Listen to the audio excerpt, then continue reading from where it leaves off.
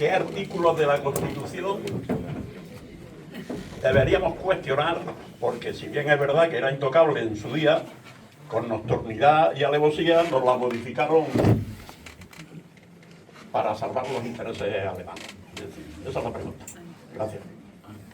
Vamos a hacer más preguntas. ¿Alguien más? Sí.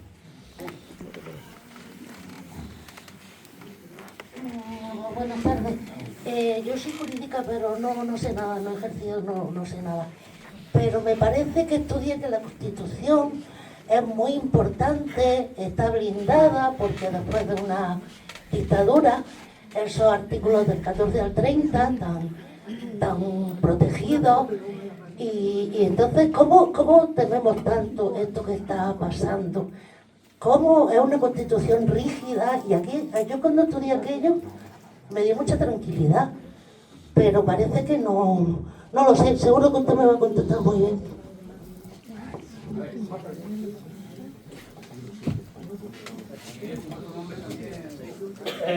Yo quería preguntar, quería hacer una observación. Ha dicho usted que en los años 30 no se podía pensar que en España se podía llegar a la guerra civil como se llegó, porque la derecha que había en aquella época pues era una derecha constitucional, ¿no?, y democrática. Yo discrepo de eso, porque no es nada más que leer las memorias de Gil Robles para decir, se titulan las memorias de Gil Robles por la democracia, no, sino por la monarquía que yo luché. Y de todas formas había en aquella época, mucho antes, y eso lo sabrá el señor Chirosa, había una cosa que era clara, y es que desde el momento que llega al poder el Frente Popular, ya de mucho antes se estaba conspirando. Y había dos facciones militares, una que era republicana y la otra que era fachona. Así que yo creo que esa deriva, eso ya estaba prácticamente negociado entre la derecha para dar un golpe de Estado. Lo hizo César Julio y no lo logró, y después lo hizo Paca la Culona. ¿Vale? Eso es una cosa que yo quiero puntualizar en ese aspecto. No es nada más que leer las memorias de Gil Robles, que no dejan desperdicio. Yo me las tuve que tragar hace tiempo, y cada vez que leía una página me daban ganas de no seguir leyendo. Venga, muchas gracias, ¿eh?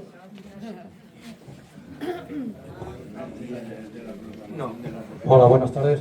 Mi nombre es Javier, ya que dice que digamos nuestro nombre.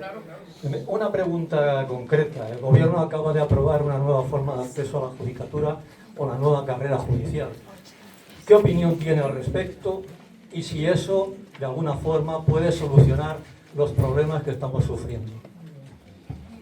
Bueno, como ya hay cuatro, si le parece...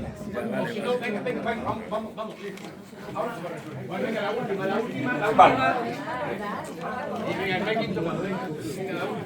Hola, buenas tardes. Yo también me llamo Javier. Yo te quería preguntar por el tema de que has planteado un escenario que pues, no es muy halagüeño, ¿no?, sobre todo en los países occidentales de tradición democrática, pero quería plantear posiblemente en Sudamérica parece que las cosas no son tan así, porque está Brasil, está México, que parece que van evolucionando democráticamente. Claro, está la excepción de Milei en Sudamérica, ¿no? Pero también te quería preguntar, aprovechando esto, ¿qué papel crees tú que ha jugado el hegemón democrático por excelencia, que han sido los Estados Unidos, en el desarrollo democrático mundial? Por ejemplo, con respecto a Sudamérica, estoy pensando en el golpe de Estado de Allende, ¿no?, o en la Europa occidental con respecto a África. Joaquín, ¿ha resumido todo? Sí. Sí, bueno, yo una aclaración sobre el tema de la derecha durante la Segunda República. Yo en ningún momento he valorado cuál fue su papel. Solo he hablado de las instituciones de la Segunda República. Lo que he puesto en valor es que el funcionamiento institucional fue, hasta el golpe de Estado, un funcionamiento democrático dentro de lo que fue aquella época, las particularidades de conflictividad que había, no solo en España, sino en otros países, en los países democráticos europeos. Pero vamos, yo tengo claro que la CEDA fue un partido accidentalista, lo decían las Buenas Repúblicas, si nos interesa, y si no, y efectivamente gran parte de los miembros de la CEDA apoyaron el golpe de Estado, incluso otras intentonas, ¿no?, de los militares. Aclarar esto, ¿no?, que en absoluto yo pienso que el papel de toda la derecha fue especialmente democrático, sino que es una cuestión que está en un plano diferente.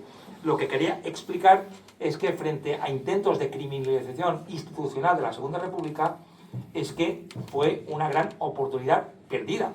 Pensemos, en lugar de esos 40 años de dictadura, hubiéramos tenido 45 años, ¿no?, de república hasta el 75, por ejemplo, ¿no?, con esas estructuras plurales por las que apostó la Constitución de la Segunda República. Yo lo que pongo en valor es la importancia institucional y de los engranajes institucionales. Evidentemente, si hubiéramos tenido una derecha completamente democrática, probablemente el golpe de Estado no hubiera acabado triunfando.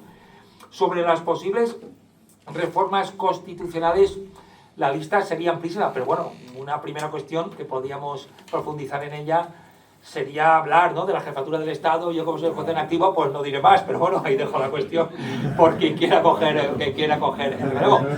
Pero una cuestión de esta jefatura del Estado, pues como sabemos, es eso de que el varón se anteponga siempre a la mujer, pues parece poco compatible, ¿no?, con una democracia que quiere ser avanzada.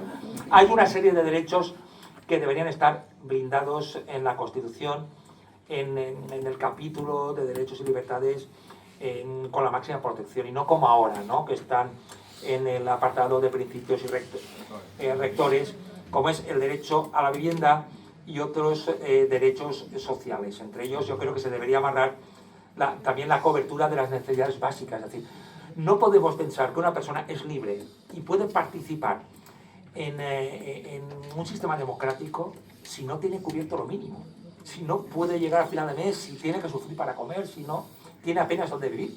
Esa persona, ¿cómo va a estar integrada y participando en una sociedad democrática? Más, está demostrado que en las barriadas más ricas, allí va a votar siempre el 80 o el 90%. En cambio, en aquellos barrios que hay una enorme exclusión social, pues son los niveles más altos de abstención, con diferencia, precisamente porque es gente, hay muchos estudios sobre eso, que la gente, cuando la echan de su trabajo, el primer año o el segundo todavía incluso participa más, pero a partir de ahí cada vez se marginan más y ya no creen en el sistema, se autoexcluyen porque la sociedad previamente los ha acabado excluyendo. Por eso creo que esto debería estar blindado en la Constitución, porque es básico para poder participar en la vida social y democrática de un país. Y después creo que hay una serie de instituciones en nuestro país que no funcionan y que deberían cambiarse, desde el Consejo General del Poder Judicial, el Tribunal Constitucional, la Fiscalía General del Estado, el Tribunal de Cuentas. Nuestro engranaje institucional tiene muchos problemas y esto debería llevar a una reflexión para una reforma, si queremos parecernos más a países europeos que han mejorado más sus sistemas democráticos. Sobre la forma de acceso a la judicatura. Bueno, yo creo que Gonzalo, Ana y yo hemos aprobado los tres por la oposición pura y dura, y hay mucha gente en mi profesión que, como han aprobado así, y es una posición muy dura, a veces sobrehumana, muy jodida, muy difícil, pues por eso la defiende. Yo no la voy a defender simplemente porque yo haya aprobado así. El sistema de oposición requiere de un tiempo mínimo, la media está en 4 o 5 años. Pero esa es la media. Mucha gente aprueba en 8 y 9 años. Y el que se embarca en esa aventura ya sabe que tiene que asumir que igual está a 7, 8 o 9 años. Claro, ¿quién puede dedicarse a esta oposición después de acabar la carrera de Derecho? A asumir estar 7 u 8 años posiblemente sin ingresos. Es absolutamente imposible. Has de pagar 200, 300 euros de un preparador, materiales, manutención, tienes que comer, tienes que vivir. Esto solo puede hacerlo en líneas generales, con todos los matices y excepciones que queramos, pues gente que tiene un mínimo nivel económico, por decirlo claro. Hay muy pocos jueces y muchas juezas de sectores sociales más desfavorecidos en la judicatura. Y ese sector tiene mucha más presencia en la sociedad, con lo cual vemos que no hay una correlación entre la judicatura y lo que es el conjunto de la sociedad. Y esto puede tener efectos en cuanto a cómo ve un juez o una jueza la sociedad. A partir de ahí, pues yo creo que hay que dar apoyos económicos para que nadie se quede sin ser juez por falta de recursos económicos, apoyos institucionales, y después repensar el sistema de oposición por ver a qué gente recluta. El sistema de oposición consiste en memorizar, recluta a los mejores memorizadores. Más de 300 temas que son cantados, como decimos los opositores, son recitados, ¿no?, ante el tribunal. Pero eso no significa que quien ha sido seleccionado así sea la persona con más capacidad para impartir justicia, con más sensibilidad, con más empatía. Solo significa que es la gente que mejor hemos memorizado. A mí, francamente, la oposición, no sé a vosotros, a mí me favoreció, porque a mí me encanta memorizar y, como veis, me encanta charlar. A mí me vino bien. Igual otro sistema me hubiera perjudicado, no lo sé. Pero creo que el país necesita un sistema de selección que sea el mejor posible para la sociedad. Y este sistema, que no tiene equivalentes en Europa opta por otros sistemas, mucho más cortos a la hora de aprobar, con formación específica después, para quienes pasan al primer filtro. Con lo cual ya no hay ese tremendo filtro de selección económica y se quitan de encima algo que también existe en nuestro país, que es que esto requiere preparación y preparadores. Y ha habido muchas quejas y muchas críticas porque suelen ser magistrados, que muchos de ellos cobran en negro, no declaran el dinero. Ha habido queja y, sobre todo, el ejemplo demoledor para quien quiere ser juez, que sabe que el primer contacto con la judicatura es pagarle con un sobre negro a un juez, ¿no? Y que creo que es poco edificante, ¿no? Me parece que era una cosa poco edificante, ¿no?